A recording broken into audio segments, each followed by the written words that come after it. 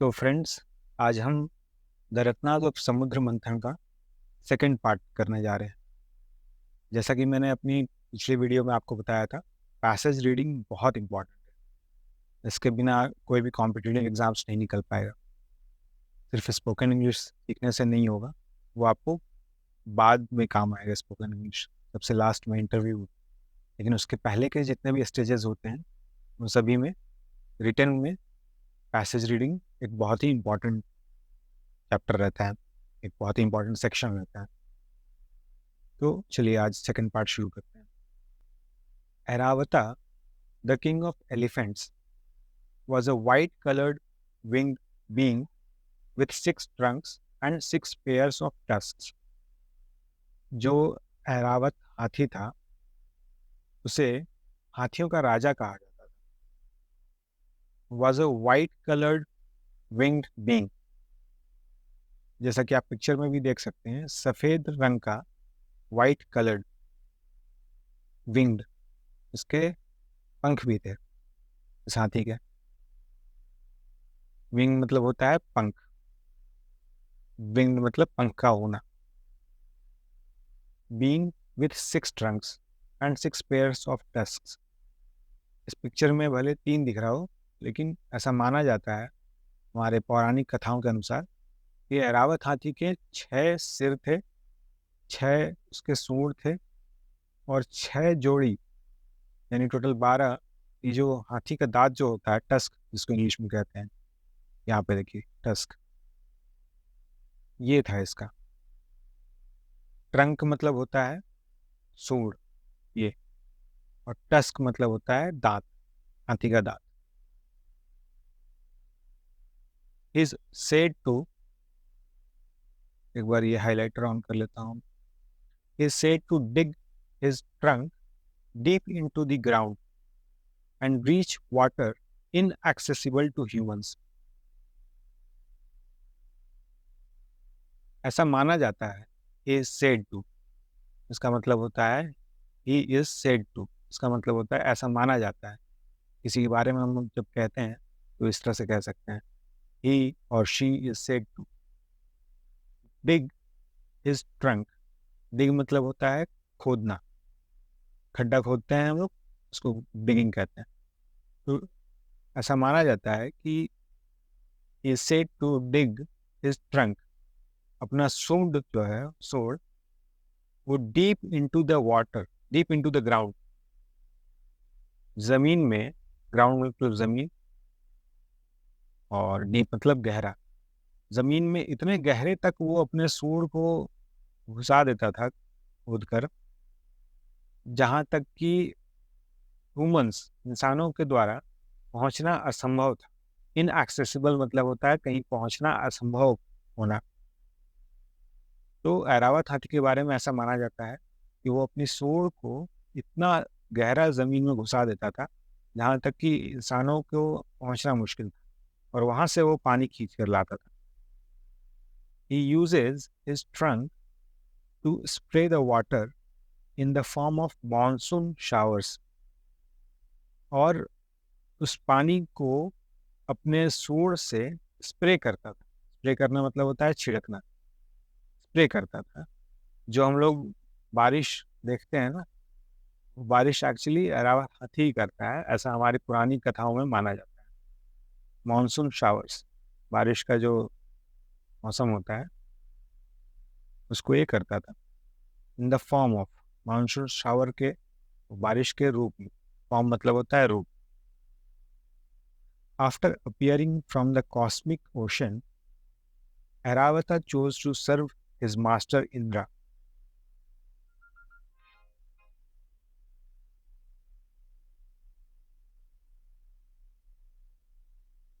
After appearing from the cosmic ocean,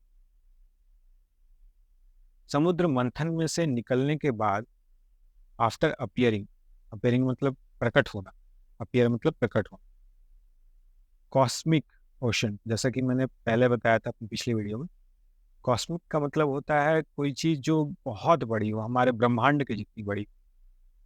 तो हम सिर्फ ऊपर आकाश में जो ब्रह्मांड है उसको जानते हैं, बट पौराणिक कथाओं में ऐसा माना जाता है एक समय ऐसा था जब समुद्र भी बहुत बड़ा था, ब्रह्मांड के जितना बड़ा। तो उस समुद्र के मंथन से जब ऐरावत हाथी निकला, तो he chose to serve his master Indira.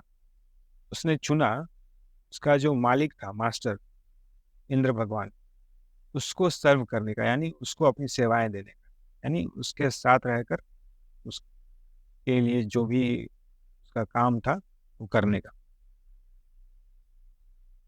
Who was delighted to reunite with his loyal वाहना। तो भगवान इंद्र जो थे वो बहुत खुश हुए। डिलाइट होना मतलब बहुत खुश हो, डिलाइटेड। अपने वाहन, अपना जो उनका गाड़ी था जिसपे वो सवारी करते थे, वाहन जिसको कहते हैं हम लोग, उससे रीयूनाइट मतलब दोबारा उससे मिलकर बहुत खुश हुए। तो ये थी ऐरावत हाथी की कहानी। अब आगे बढ़ते हैं। उसके बाद जो अगली चीज समुद्र मंथन से निकली वो थी उच्चय सरवास। उच्चय सरवास ये बेसिकली सात, एक, दो, तीन, चार, पाँच, छः, सात, सात घोड़ों का एक ग्रुप था। ये घोड़ों का राजा था। आइए इसके बारे में आगे जानते हैं।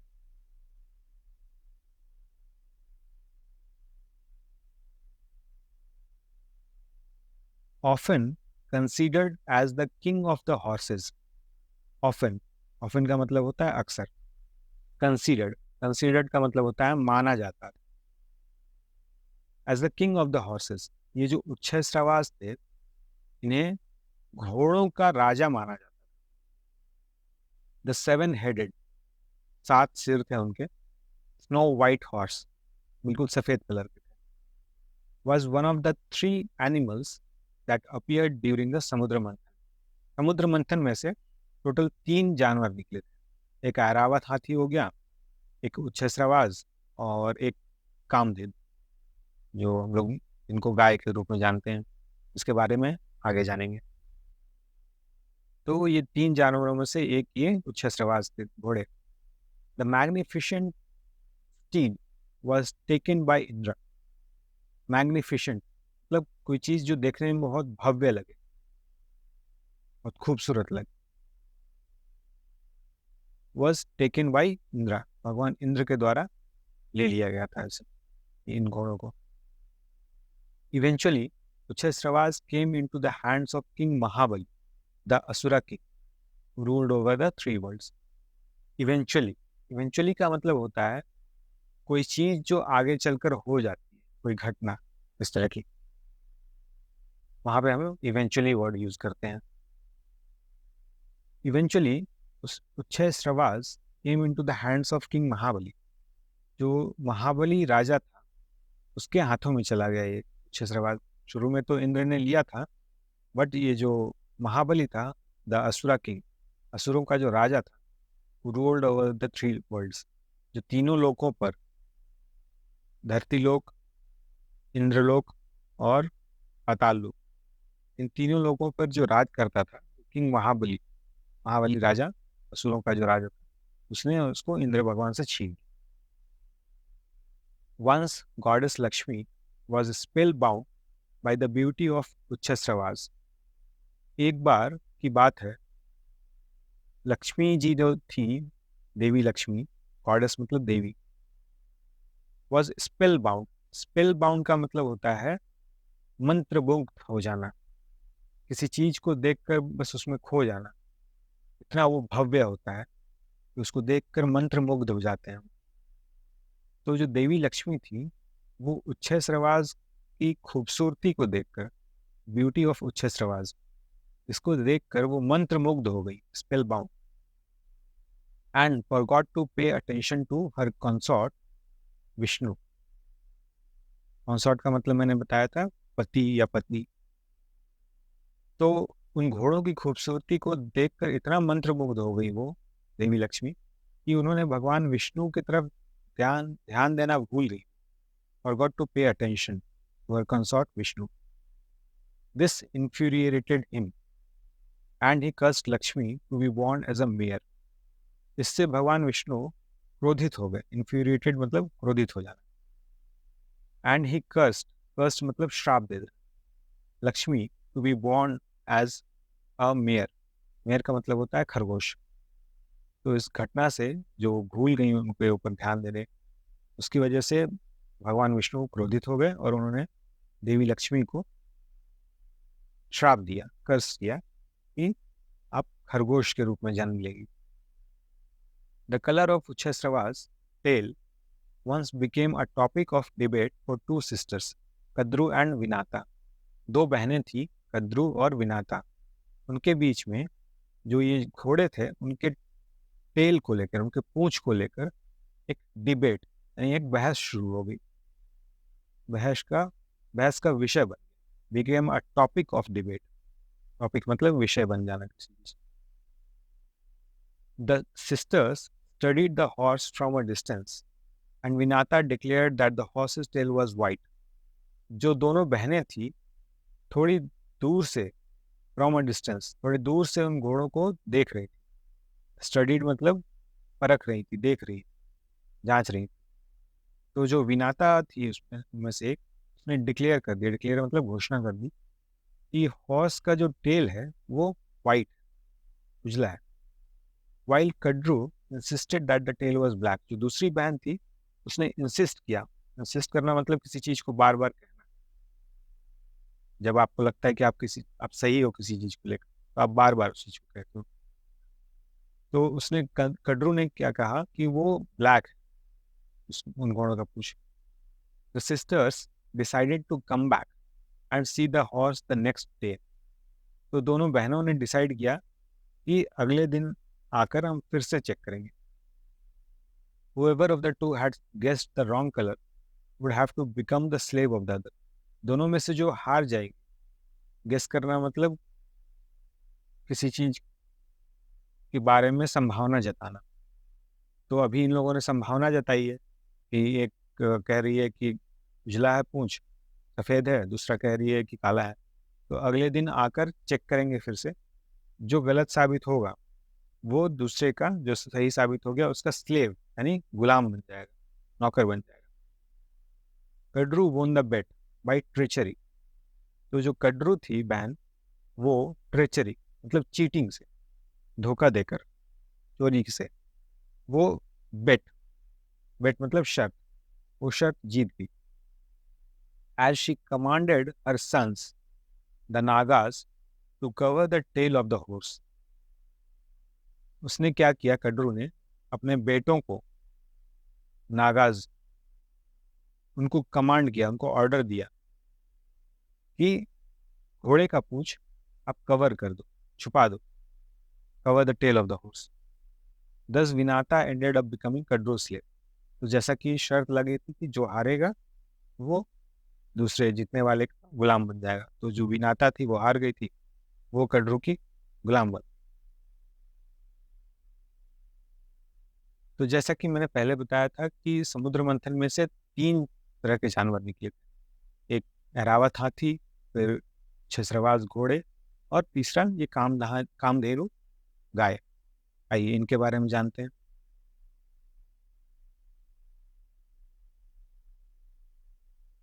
Kamdhenu was one of the precious ratnas obtained from the cosmic ocean. Kamdhenu बाकी रत्नों में से एक प्रेशस मतलब कीमती रत्न थी, बाकी रत्नों की तरह, जो कि उस कॉस्मिक ओशन के मंथन से निकला था. And is considered to be the mother of all cattle. और ऐसा माना जाता है कि कामधेनु सभी जानवरों की, ऐसे जानवर जो दूध देते हैं या किसी तरह से मनुष्य की सेवा करते हैं, पालतू होते हैं, उनकी माँ थी. Kamdhenu is depicted with the face of a woman. Depicted मतलब उनको ऐसे दर्शाया गया पौराणिक कथाओं में. उनका जो चेहरा था कामधेनु का, वो एक औरत का था. The body of a cow, जो बॉडी थी वो एक गाय की थी. With a pair of wings, एक जोड़ी पंख थे उनके, and the tail of a peacock, और मोर का पूंछ था उनका। मोर का वैसे पंख होता है, बट इनका पूंछ था। She was given to the Saptarishis as she provided them with ample milk. तो समुद्र मंथन से ये निकली थी, तो बहुत सारी चीज़ें देवताओं को मिली, बहुत सारी चीज़ें असुरों को मिली, लेकिन उस समुद्र मंथन में ऋषियों ने भी बहुत हेल्प किया था, साधु संत जो थे। तो इसलिए जो सप्त ऋषि थे, सात हमारे पौराणिक कथाओं में माना जाता है सबसे इम्पोर्टेंट जो ऋषि थे, उनको ये गाय दे दिया गया, क्योंकि ये बहुत मतलब असीमित दूध देती थी, कोई लिमिट नहीं था, अनलिमिटेड दूध प्रदान करती थी ये। The milk was use to prepare curd and ghee which were regularly required for their sacred rituals. जो साधु संत हवन पूजन करते थे, सैक्रेड रिचुअल्स, पवित्र रिचुअल्स का मतलब होता है रस्में, पवित्र वो जो हवन वगैरह करते थे, पूजा पाठ करते थे, उसमें कर्ड यानी घी, सॉरी कर्ड यानी दही और घी, इसका बहुत उपयोग होता था। तो वो बनाने में ये कामधेनु जो थी, ये बहुत हेल्पफुल थी, ये दूध प्रोवाइड करती थी, उससे ये सब चीज़ें बनती थी। According to the Mahabharata, Kamadhenu was in the possession of one of the Saptarishis Jamadagni. Mahabharat के अनुसार, अकॉर्डिंग टू मतलब होता है के अनुसार, महाभारत के अनुसार कामधेनु सप्तऋषियों में से एक ऋषि थे जमादग्नि, उनके पास रहती थी। Was in the possession of मतलब किसी चीज का मालिकाना हक होना। तो जमादग्नि जो ऋषि थे, उनके पास कामधेनु का मालिकाना हक, वही उसको इस्तेमाल करते थे। The sage invited king Kartavirya Arjuna to a feast. तो साधु ने एक बार क्या किया, एक राजा था कर्तवीर्य अर्जुना, उसको खाने पे बुलाया। फीस्ट मतलब खाने पे, इन्वाइटेड मतलब बुलाना, न्योता दिए। The greedy king learned about the resourcefulness of Kamadhenu. राजा जो था वो बहुत लालची था, उसको इस बात का पता चल गया, ये जो कामधेनु गाय है, ये तो बहुत ज़्यादा रिसोर्सफुल है।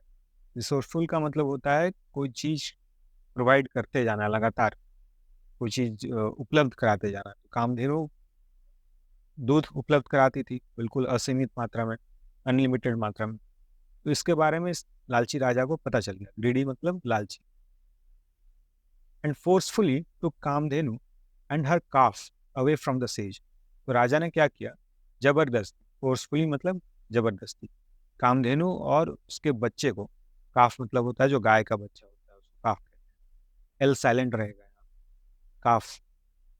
तो कामधेनु को और उसके बछड़े को जबरदस्ती उस सेज से यानी उस ऋषि से वो ले लिया forcefully. The sage son Parashurama, the sixth avatar और incarnation of Vishnu, single-handedly defeated the king and his army। जो जमदग्नि ऋषि थे, उनका जो बेटा था सेज सन, साधु का बेटा जो था परशुराम, आप सभी ने नाम सुना होगा इसका, इनका। तो ये जो परशुराम थे, ये भगवान इंद्र के, सॉरी भगवान विष्णु के छठे अवतार, सिक्स्थ अवतार। इंग्लिश में अवतार को इनकारनेशन कहते हैं, अवतार। तो भगवान विष्णु के जो छठे अवतार थे वो ये परशुराम।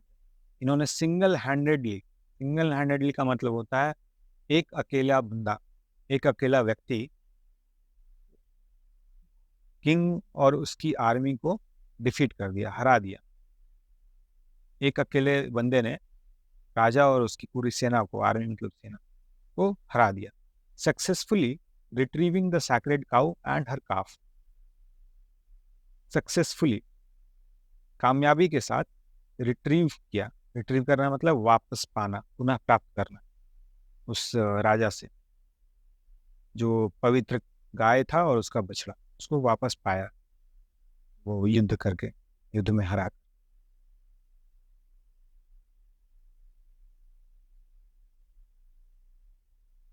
Thank you guys. तो आज के लिए इतना ही है।